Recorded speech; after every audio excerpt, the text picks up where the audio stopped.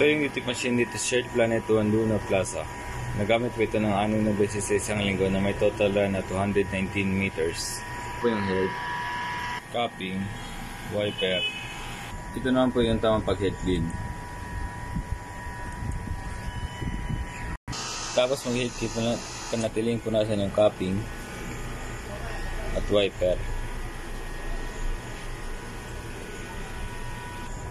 Ganito naman po yung tamang pag nasa check. Okay naman po siya. Yung waste tank kakapalit ko lang ngayon.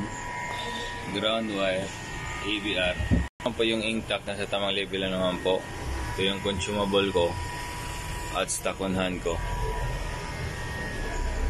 Meron akong isang film, 3 yellow, 5 black, 1 cyan, 1 magenta, 3 QE solution, 3 solution, 4 na powder. May consumable monitoring ko, film, powder,